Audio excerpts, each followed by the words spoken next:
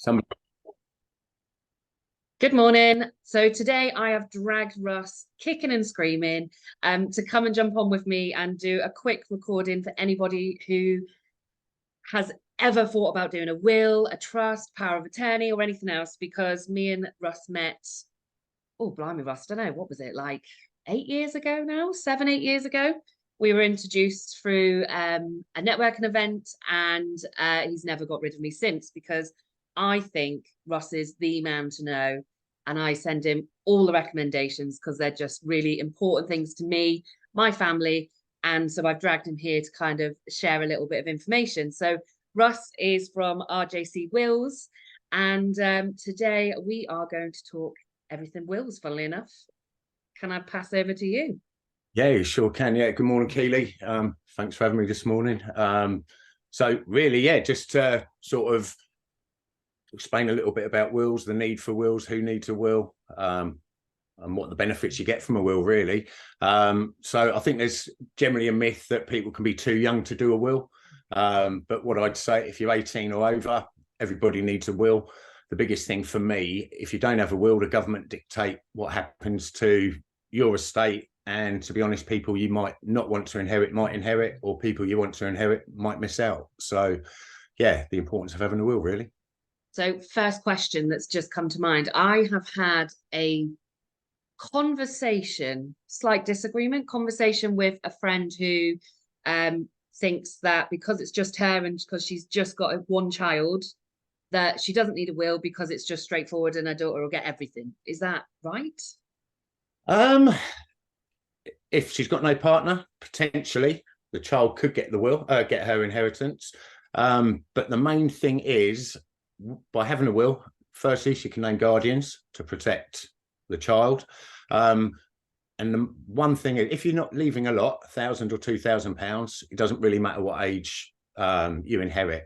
But if you die without a will, anything that is left to a child, they get at 18. It's a statutory, the way it is, the way it's done. So at 18, they could get a few £100,000, so it might not be a good age to inherit. So for parents, you need to name guardians in a will, and you need to look at sort of what age they're going to inherit, just to make sure it doesn't go and ruin their life, I suppose. Yeah, because I don't know if it's like a weird conception about wills, because you've got people who, I don't know, would be like, well, I'll just scribble it on a piece of paper and stick it in the drawer. Does that count? Is that a myth? Like, what is the actual situation there? You can write a will on anything. You can do it on the back of a cigarette packet, on the back of a matchbox. But to me, if it's done properly, you're avoiding any doubt. If there's a problem when it's needed, it's then too late. So if you want it black and white, do a will, put it aside, know that you've got peace of mind, really. So Okay, so another question. I'm going to be on a roll now. So when we have, I don't know, let's just say there's me, I've got kids and I was single, but now I've got a new partner. yeah, Let's just say there was no will in place. yeah. And only because you just like life's life, and sometimes we don't think about these things. What happens if I was hit by a bus and I died? Would that new partner be able to take my belongings, basically? Would they have a right to it? How does it work? No. Partners, if you die without a will, a partner will get nothing from your estate, and only if you have any jointly owned assets, like a jointly owned property or a jointly owned bank account, they would automatically pass to the survivor. But yeah, if you're in a relationship with a partner and you die, that partner will not get anything from your estate if you don't have a will. So Is it only like if you're married? So, when it used to be, is it called like a common law partner? Is that what it's called? common law, I suppose it put a good argument, but by being married, it automatically gives spouses rights. So if there is a will or if there isn't a will, there's going to be provision made. Again, on larger estates, by having a will, it's more beneficial because intestacy, dying without a will, limits the amounts that goes to spouses. It makes provision for children as well. So if you want your estate entirely passed into your husband or wife, you need to have a will. Okay. And so for me, I suppose you did my will for me, and I felt a bit young to have a will because clearly I think I'm still 20 in my head. But it was kind of, yeah, it kind of felt a bit morbid to think that I needed a will. And I know that sounds really stupid, but it probably put me off doing it for a while, because I think, was it one of the questions in the will that you ask about, obviously, you know, I don't know, switching off machines, and was that in the will or is that in something else? I don't know. Yeah, and it just felt really like a lot to process and kind of deal with. Is it, you know, it wasn't scary and it was really simple, and, you know, kind of it's all done and dusted. Yeah. But is there any, like, I don't know, big scary myths that people kind of put off having a will? Um, I don't. I think Just people me. think it won't happen to them. I think they can quite often. They'll, I'll talk to young couples pushing a buggy. They don't see the benefit of having a will to name guardians, but they'll have life insurance against their mortgage.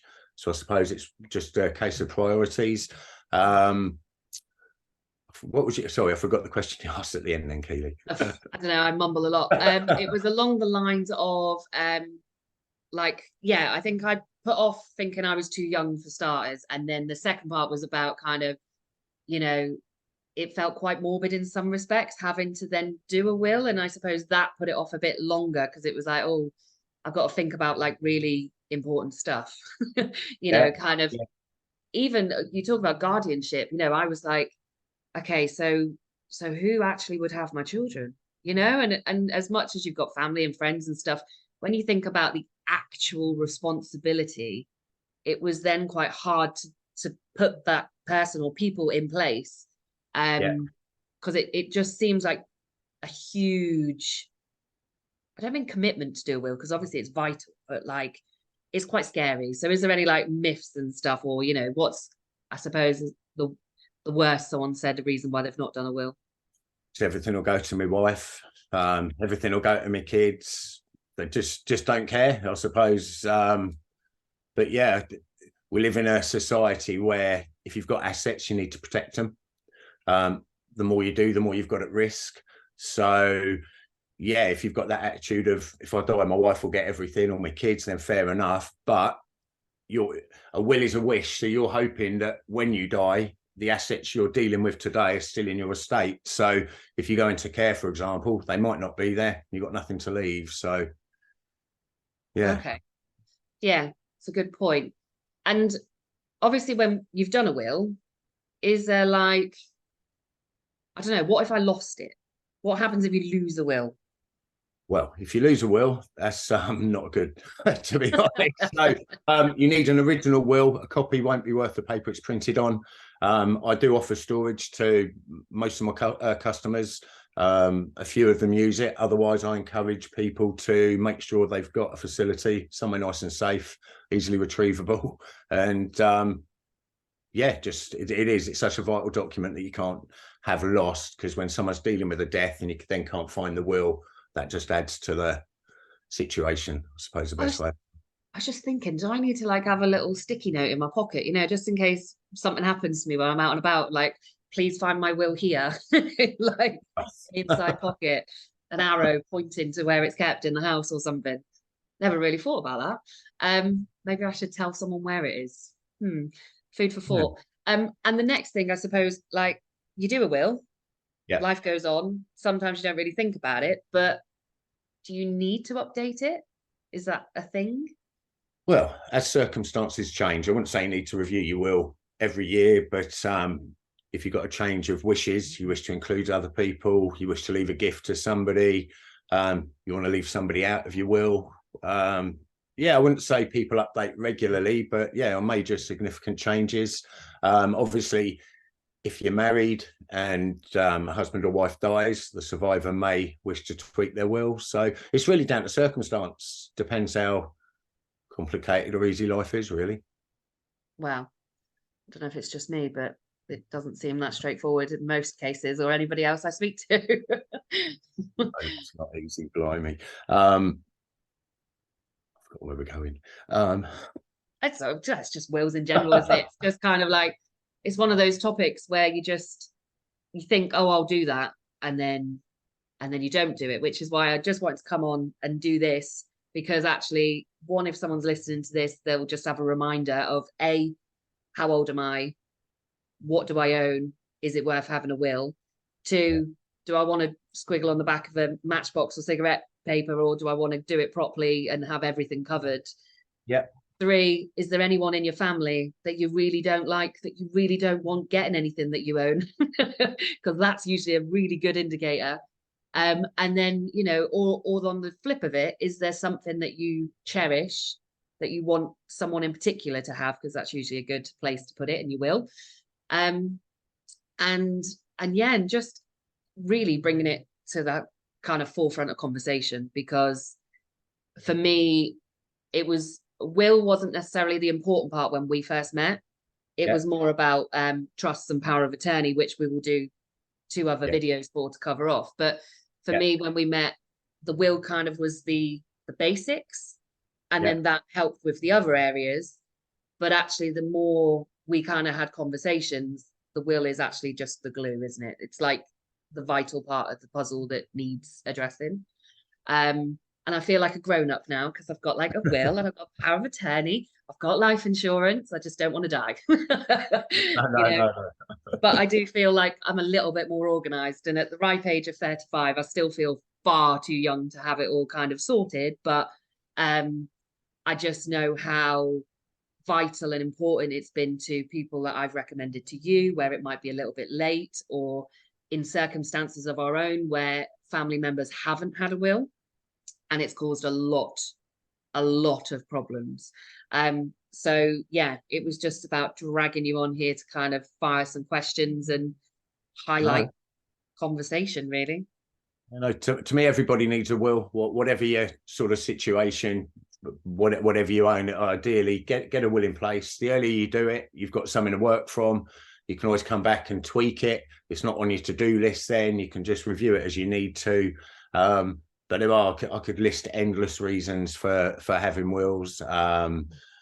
But yeah, to me, everybody needs a will. So okay, so before we wrap up, 2 things just popped into my head. So realistically, if you do a will, how long does it take for it to be active, so to speak? What is like the process? So me and you have a conversation, we then get together and like put forward what we want in the will. So what's the next steps from there?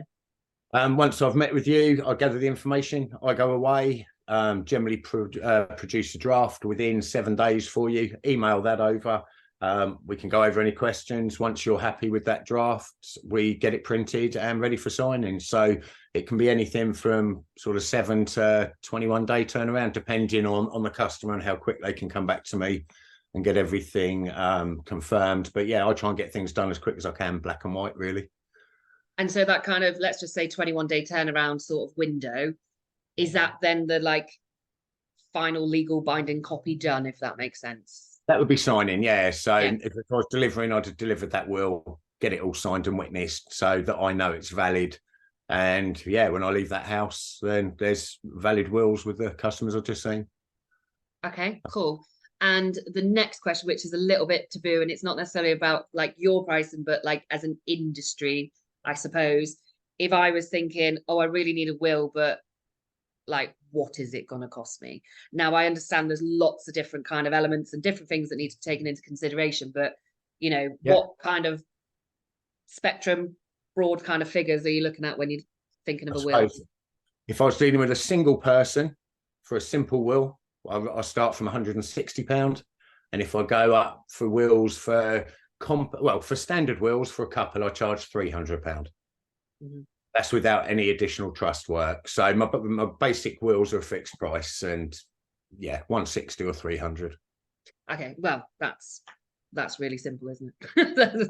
2 fixed prices, single, double, end of story. Okay, cool. So yeah, so I just wanted to be, you know, rather than, I don't know, sometimes you can have these conversations and it's mystical about how much things cost and like what ballpark figure to look in, because it could be that, you know, got to save some pennies in order to do these extra essentials and stuff. It's good to know where you stand. But I am quite happy to. I do quite often offer payments if people, if it's a matter of affordability, I'll encourage people to do their will. I'm quite happy to spread the payment over a few months for them. I'll do that quite often. So. Okay.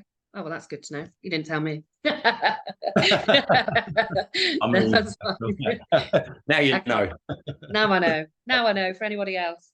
Okay, well, I'm going to say thanks for everything will related, and we'll be back. We'll talk all things trusts and power of 10.